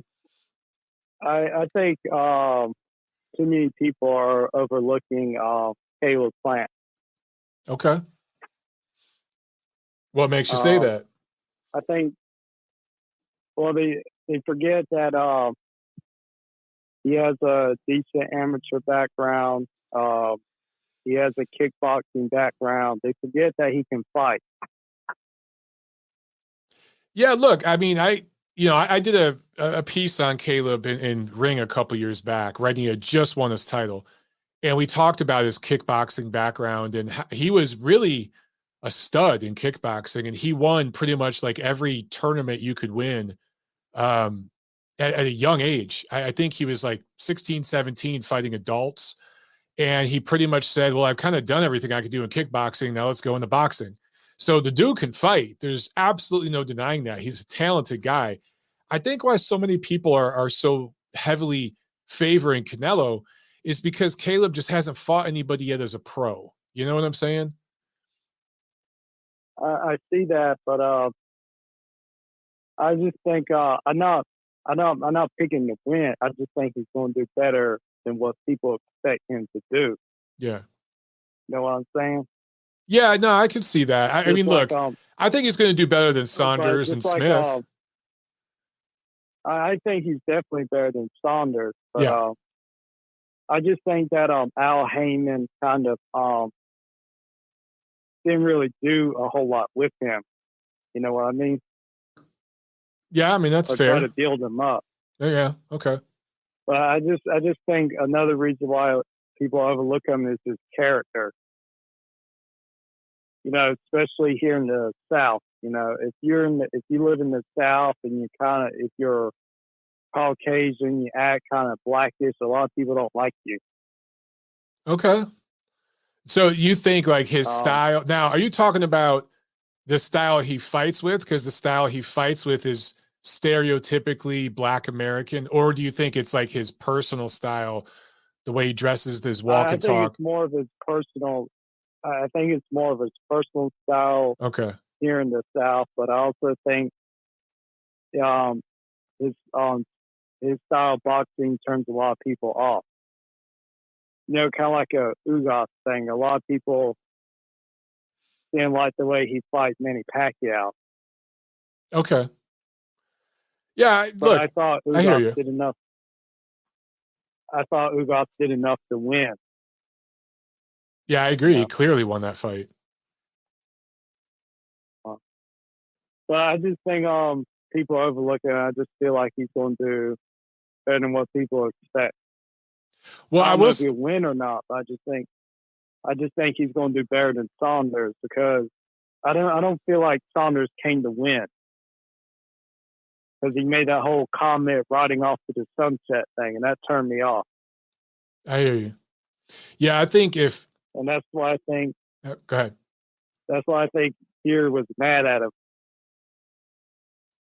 Yeah, I mean, Saunders doesn't seem to share the same mentality Fury has. I think Fury would walk through fire to win a fight. But if Plant goes in there and does better than expected and actually wins a few rounds and pushes Canelo back a couple times and goes the distance and shows some heart, even if he loses, it'll be a brand building exercise for him and it will make him a bigger brand than he is now. So he can kind of like, win the war if you want to say he might lose the battle but win the war, that sort of thing, if he shows up and does better than expected. But I'm with you that like people that think this is going to be like a second round knockout, like that's ridiculous. I think Caleb Plant is likely going to last the distance, but I just think he'll lose competitive, closely, or I'm sorry, he'll lose pretty decisively on the cards. But I also feel like people are overlooking Eddie Reynoso's history with PEDs.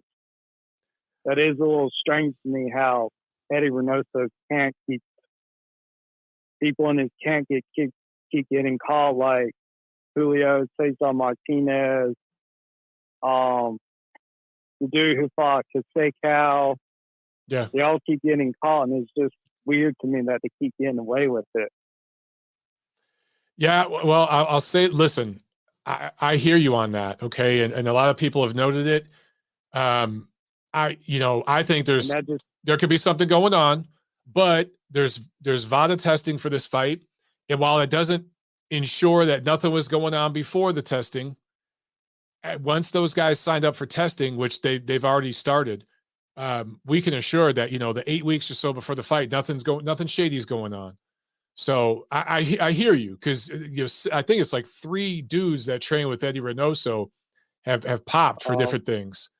So that definitely. That they forgot is the Julio Cesar Martinez. A lot of people forgot that he got caught too. Yeah. I don't know when that was, but I know he got caught. Like 3 years ago, I think it was. Don't quote me, but maybe about maybe 4 years ago, something like that. It was pretty recent. No, maybe it was Canelo that was 3-4 years ago. 2018. All of them are recent. And so, yeah, it's been, I think, 3 different fighters. Listen, there's certain drugs that you can pick up in Mexico at like a Walgreens, their version of Walgreens, just over the counter, that are illegal, but you can get them there. It's not the only country like that. Russia's like that. China's like that. But there does seem to be a pattern there. So I hear you.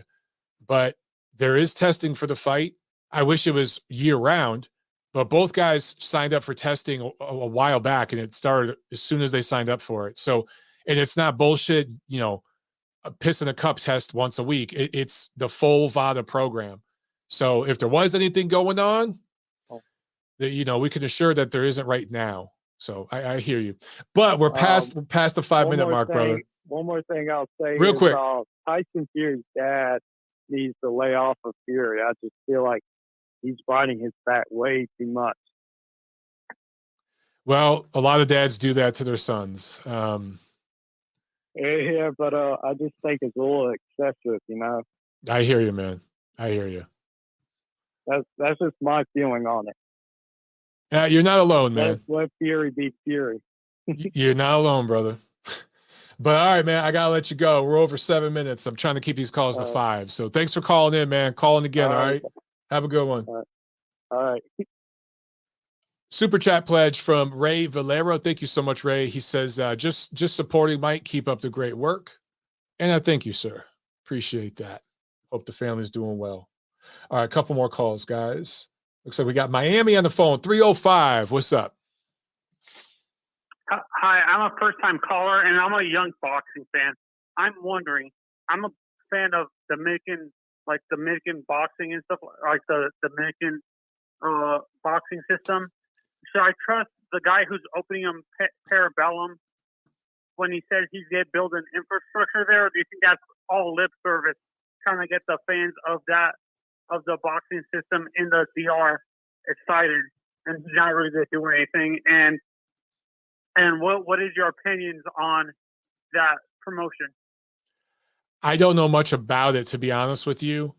I want to take them at their word. It's hard, though, because we've seen so many people get involved in boxing and not really know what they're doing. But they have signed some good talent. But the problem is, I think he learned under Eddie, Al Heyman. He's a protege of Al Heyman. So okay. Al Heyman, can you, if he's a protege of Heyman, can you trust anything Heyman says? Really? Like, yeah. Can you trust anything at face value with Heyman?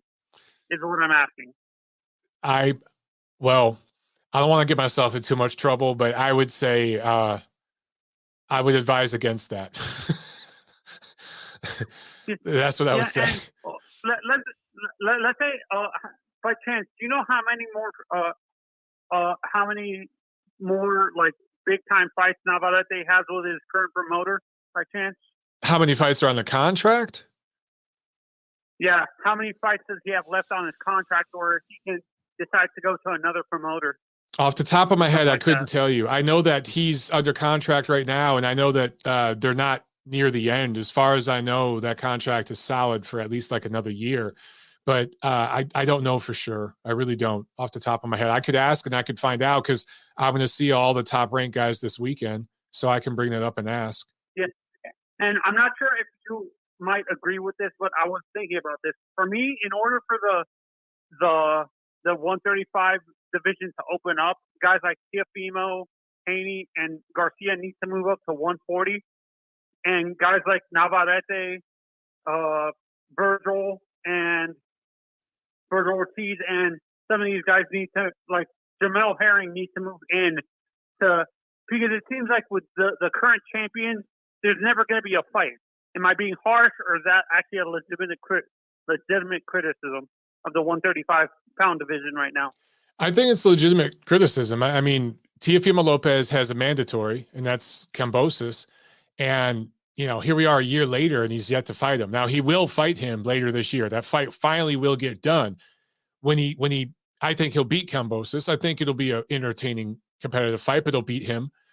And then he will be able to do an optionary defense, or an optional defense. He can pick who he wants. At that point, maybe one of those fights can happen, but I don't know. I mean, at some point, Teofimo is going to move up to 140, and when he does, you got to remember, he's got 3 of the 4 belts, so it will all break up, and you're going to have a bunch of vacant titles, and then you're going to have guys finally fighting each other. I think right now for Navarrete at 126, he just got there, so I say give him time to solidify himself as the man in that division, because I think he can do some real good things at 126. Yeah, when I look at, and also when I look at that division, I can't believe I'm saying this. I'm a Virgil Ortiz fan. I know he's loyal to Oscar to the point, but I honestly think it's hindering his his promotion that he's with Oscar because Oscar's focusing too much on the wrong fighter. I agree. Am I being harsh or no? Is that true? I think you're absolutely right. I mean, several callers today have said the same thing. Several people in the comments have said the same thing. I think it's very clear that, and I've been saying this for a while, the best young fighter that Golden Boy has is Virgil Ortiz. They hit the lottery with that kid, and they're really messing up because I think the future of their business is with him. I think they'll make some quick money with Ryan Garcia. Virgil, I'm not sure if you agree with this comparison. Like, when I look at his fighting style, he reminds me a little bit of Eric Morales, a mixture of Eric Morales and Esteban de Jesus. Is that? Yeah, I can see that. A bigger, stronger version of that, sure. And I think even more explosive, honestly. Yeah, I can see that. Yeah. And do you think with Manny retiring, do you ever think, like, let's not include Canelo, is there a young fighter that you can see taking Manny's pedestal of being the sixth division or eighth division champion like he was? Do you think a guy like Navarrete or Virgil can do that, or no, not really? No, I don't. It's funny you bring that up. I mean, that's a question I asked several weeks ago on the show. Just who's going to take Manny's spot? Just as that beloved crossover superstar fighter, I don't see anybody in the current landscape that can do it. But as far as, fighting 6, 7, 8 divisions, and no, Manny is a fighter that comes around once every 20 to 30 years. We're not going to see another Manny Pacquiao. He's a freak of nature, basically. Yeah, absolutely. He's an anomaly. Absolutely. Yeah. Yeah, and I agree with you. Manny's a freak of nature, but I think what hindered a little bit of the development of the younger fighters that boxing was so focused on the older fighters like Bud Crawford and stuff, like the guys in the 30s and 40s and stuff like that they refused to develop the young fighters to take the pedestal from these older guys. Do you agree with me, or am I it depends. Wrong? It depends. We've seen some passing of the torch fights in recent years. I mean, look, if you look at the end of last year, when Teofimo Lopez beat Vasily Lomachenko, that was a passing of the torch. And, it was Teofimo Lopez at that point was red hot. It's just his fault and everybody involved for screwing up that whole, they had so much momentum and they've wasted 2021. Some of it was their fault. Some of it wasn't, but most of it was their fault. So, there are opportunities out there, but like, okay, look, you're going to get Crawford and Porter fighting on pay-per-view, right? You got Canelo and Plant about to fight on pay-per-view. All the prospects you're talking about, the guys like the Garcias and Virgil Ortiz and those kind of guys, they should be on those undercards. That's how you build those guys up. And that's not happening. That's what I'm saying. Yeah. No, that's what I'm saying. Like with Canelo specifically, his undercard, I'm thinking, I'm not sure if this is a conspiracy or not, that if he has a guy like Navarrete on his undercard, he's afraid that Navarrete is going to outshine him. That's why he doesn't want a young guy like that on his card. Is that a conspiracy theory, or? I don't know about that. I mean, I think Canelo, there's several guys that fight in Canelo's camp, including Ryan Garcia, right? They train with Eddie Reynoso. And I think Canelo would be more than happy to have those guys fight on an undercard. I don't know if Eddie Reynoso would want that because he couldn't focus as much on one fighter. But I think that Canelo would be cool with bringing guys up along with him. I haven't seen anything to suggest otherwise. But we're running. This call's over 8 minutes, bro. I got to cut it short, man. I'm keeping the calls at 5 minutes, brother. So call in next week, man. And who am I talking to, by the way? I didn't get your name. Anthony. Yeah, call back, man. All right. Yeah. That's a good name, man. It's my brother's name. All right. Let's get a couple more. Wow, you guys keep calling. You're killing me. All right. Hey, man, you guys call. I got to take them. We just got to keep them quick, okay? 818, you're on the show. What's up? Hey, what's up, man? I heard you talking about the Caleb Plant undercard being revealed. I looked it up, and I see Ray Vargas, who was supposed to fight Gary Russell, but he's fighting some random guy. Where the hell is Gary Russell, man? It's been like, 2 years and a half? is this guy ever going to defend his belt, man? How does he still have a belt? And Leo Santa Cruz too, man. That weight division is just being held hostage, man. Yep. I don't understand it. I don't understand. I just don't get it, man. It's weird. I only know Andre Durrell. I don't know who Marcos Hernandez is. I know who Elvis is. I don't know who his opponent is. But this Ray Vargas fight is just making me, I don't know, man. It just has me feeling a type of way because I've been waiting to see Gary fight all year, and I thought he was. And the opponent they talked about, well, the first opponent they talked about who they confirmed the fight with is fighting somebody else, man. I don't know what's going on. Yeah, I'm just looking. Gary Russell Jr. last fought last February against Nyambar, King Tug. And so it's been what? Oh, yeah, the Guy Colbert fought, right? Yeah, it's been a year and 8 months, and he hasn't fought. So how does he still have that belt? Because it used to be you had to do a mandatory defense once a year. He hasn't fought. How does he still have that belt? And you mentioned Santa Cruz. He's still got a WBA belt. That doesn't make any damn sense. I don't get it, bro. Exactly. I don't get it. At 126. Right. So Santa Cruz hasn't defended that belt in 3 years, I believe. Yeah, it's ridiculous. It's time to move on, man. These guys are, I think you mentioned it earlier in the show, these guys are getting up there in age, man. It looks like as fans, we got to move on from these guys that don't want to perform or they don't want to work anymore. It's over. They got their big paydays, man. If they don't want to fight anymore, they need to, step to the side and let the new guys take over. I feel you, man, 100%. And some of this is on the fans. I mean, let's say Gary Russell shows up next year and fights Gervonta Davis because they're eventually going to do that fight. That's going to go pay-per-view, and it's up to fans to say, no more of this bullshit. I'm not buying it. But fans buy it. Yeah. They're going to keep doing it. So, I feel like the straw should be Gervonta Davis versus that kid Rolando Romero. I've watched some of that Rolando Romero kid fight, man. That kid isn't even a prospect, man. This is like Canelo fighting Yildirim. Actually, this might even be worse than Canelo fighting Yildirim. I'm not really even sure. That's a good comparison, though. You're right. That's a really good comparison. That's pretty much what this will be, and it will be on pay-per-view. That's crazy. Yeah, see, at least that Canelo fight, we got some nice prospects on that undercard or something, and it was on DAZN, which is like, what, $20? I didn't really care, I'll buy the year for DAZN. But this, $90. Yeah. And then you have Gervonta Davis fighting a guy that's not even a prospect. He's not even, not even a top prospect. There's like no indications this guy could be something later on. I don't know, man. It's crazy, man. But Raleigh Romero talks a lot of shit on Twitter, and there's people out there that are like into the beef, which we all know is bullshit anyway. They're just saying that stuff. But people eat that shit up, man. They eat it up, man. It's like WWE. I don't understand, but they love it, so they're gonna keep doing it. Yeah. Fight back with your wallet, bro. I feel you know what, man? With that, I did some research. I found out he was managed by the same guy. And I was like, oh, this beef and everything. It's all manufactured, man. Absolutely. They probably got telling this kid to call him out. You're gonna get a payday. Trust me, call him out. You have a chance. Whatever, man. Hopefully, at least the undercard is decent. I hope, but I'm not holding my breath.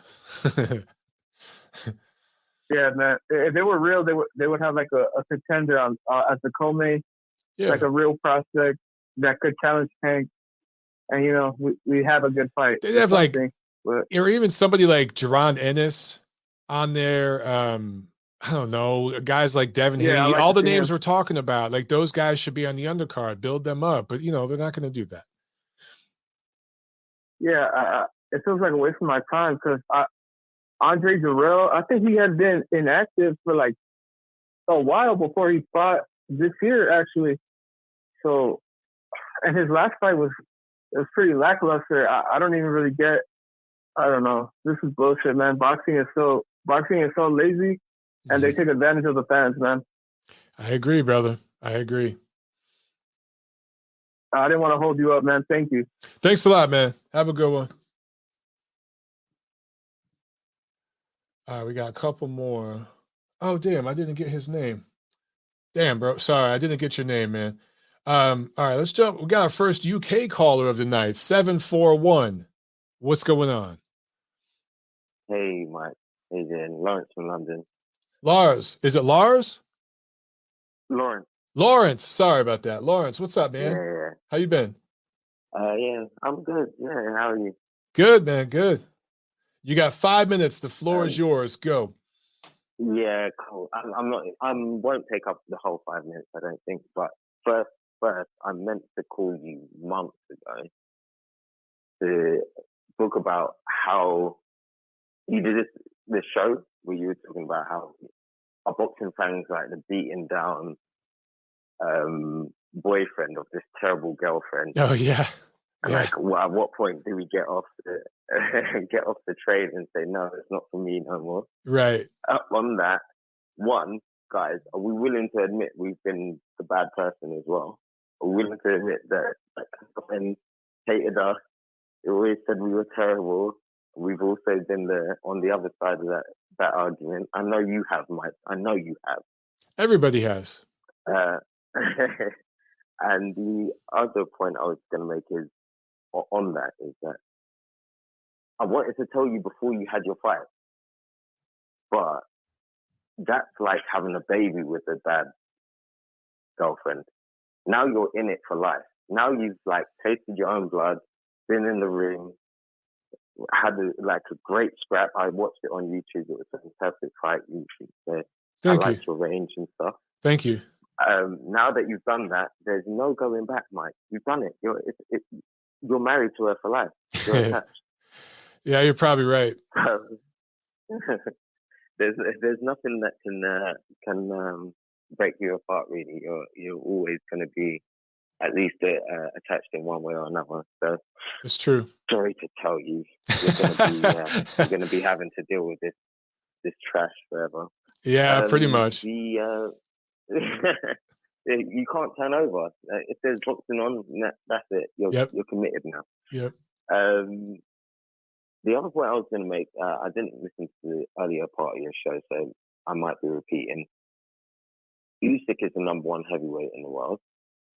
I've been extremely frustrated with the accolades that Tyson Fury has been getting after beating Wilder. It was a really good fight in terms of entertainment, but the skill level was like awful. I've seen white collar fights that have fought at a higher skill level. Mm-hmm. I've heard people comparing him to like the top 15, top 20 heavyweights. ESPN is he the greatest heavyweight of all time? I'm extremely frustrated by it because it doesn't do due service to the people that came before. I feel like we need to pause, let him fight, encourage him to fight the fights that he needs to fight. If he cleans out the division, then he's in the conversation. But until then, I just think we're jumping the gun, and it allows fighters to say that they're greatest and get big paydays and not really do their job. Completely agree. And I've been yelling it and screaming it as loud as I can on social media, on Twitter, on my show, taking heat for it, of course. But there are people comparing Tyson Fury to Muhammad Ali, Joe Louis. That is just ridiculous. People need to slow down. He beat Deontay Wilder. That's it. Slow down. Do you think that's because we don't get the fights we want as often as we want them? And so it's sort of a vicious cycle of hyping. I think that's part of it. And this is not unique to boxing. I think it's every sport, but I think boxing's worse than most sports with this. But it seems that the media now is just to get the big story is so desperate to make everything the biggest, most important story ever. All news is breaking news. When I grew up, I don't know how old you are, but I'm 42. And I think of like the space shuttle Challenger explosion. That was breaking news. Things like that, the Columbine shooting here in America, that was the first real big school shooting. That was breaking news, right? Of course, 9/11, things like that. Now A kid gets stuck in a tree, breaking news, a kid's stuck in a tree. The fire department has to come get him. And it's just everything, there's a thunderstorm breaking. And so I think that's part of it, man. We used to have a 24-hour news cycle, and now it's truncated to like a 20-minute news cycle. It's just about clicks. And so that's part of it. Yeah. Yeah. Yeah. No, that's a great point. I do think it helps the promotion to, say it's the greatest of all time or whatever. Same with Javonta, same with several other fighters we can think of. To say it's the greatest of all time, legendary fighter, and when they've done nothing to qualify as that. I suppose it doesn't come from fight fans, but it seems very loud. So we've got to do our best to say, no, please fight other top fighters in order to get your greatness. I completely agree with you. It's up to the fans. It's up to the media. Have to demand more. The problem is, if you're a fan, fans can fight with their wallet. That you guys actually have the most power. But a guy like me in media, I've lost out from jobs. I've lost out from awards that I should have won, jobs I should have had, gigs I should have had because of the stand I've taken. They want yes men, so that's why I created my own little island that I operated, and I'm good with that. But we're past 6 minutes, brother. So I gotta let you go, Lawrence. I'm keeping them at 5 minutes, my man. Yeah. Thank you very much. Speak to you soon. Have a great night. Good evening. Okay. We're going to take one last call. This is from Nacho. We're going to wrap it up with Nacho, then we're going to go. All right, guys? All right.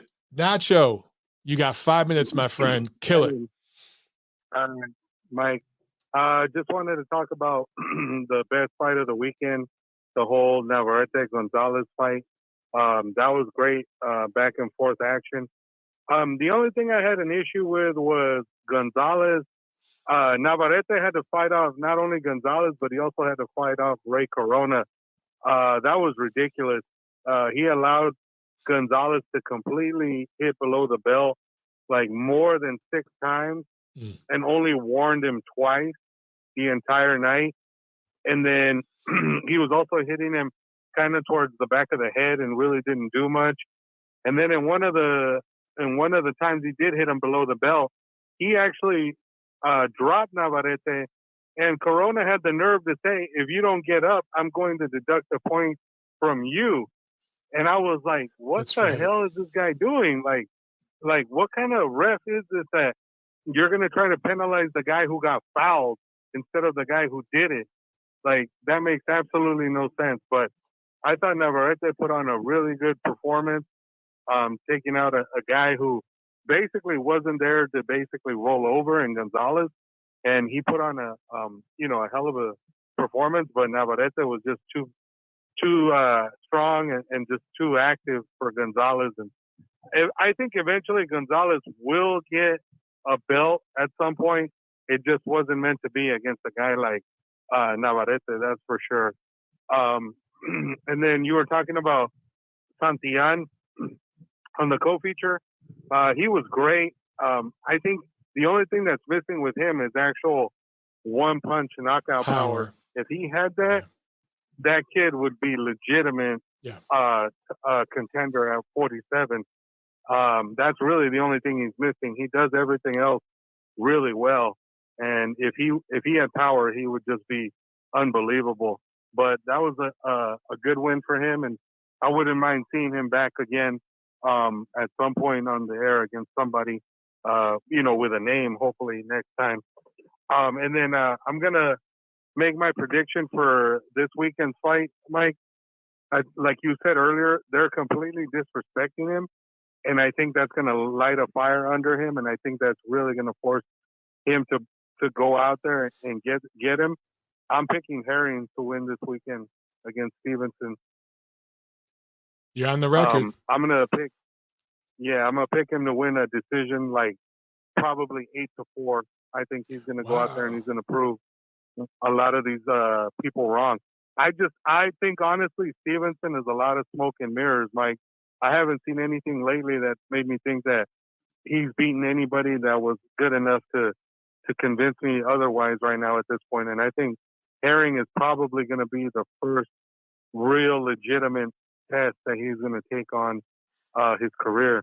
So I can't wait to see what he does this weekend. And yeah, and that's my call, Mike. Cool, good stuff, Nacho. Have a good night, man. Okay, good, man.